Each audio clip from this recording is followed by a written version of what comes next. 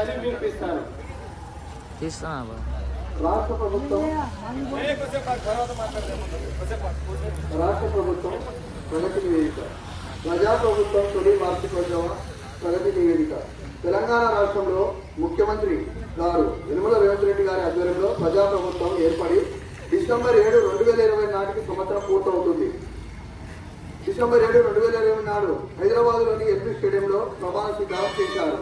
ప్రజాప్రభుత్వం ఏర్పడిన తొలి 48 గంటలలో 6 గ్యారెంటీలలో 2 గ్యారెంటీలను మహాలక్ష్మి పథకం కింద రాష్ట్రంలో మహిళలు, ట్రాన్స్జెండర్లకు ఆర్టీసీ బస్సులలో ఉచిత ప్రయాణ సౌకర్యం కల్పించింది. రాజీవ్ ఆరోగ్యశ్రీ పథకం కింద ఉచితంగా అందించే వైద్య సేవల పరిమితిని 5 లక్షల నుంచి 10 లక్షల రూపాయలకు ప్రభుత్వం పెంచింది. ఈ పథకం కింద అందించే చికిత్సల సంఖ్యను మొత్తం 1835కి పెంచింది. అభయహస్తం హామీల అమలు కోసం ప్రజాపాలన కార్యక్రమం నిర్వహించింది.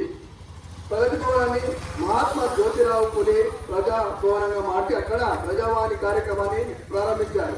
ఇచ్చిన హామీలకు కట్టుబడి 500 రూపాయలకే వంట గ్యాస్ సిలిండర్ సరఫరా, గృహజ్యోతి పథకం కింద 200 యూనిట్ల కంటే తక్కువ విద్యుత్ ఉపయోగిస్తున్న గృహాలకు ఉచిత విద్యుత్ అందిస్తుంది.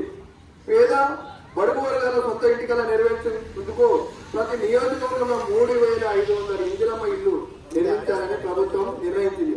ఉప ముఖ్యమంత్రి శ్రీ గౌరవనీయులు మల్లుపట్టి విక్రమార్క గారు రాష్ట్ర శాసనసభలో రాష్ట్ర ఆర్థిక పరిస్థితిపై, విద్యుత్ రంగంపై శ్వేతపత్రాలు సమర్పించారు.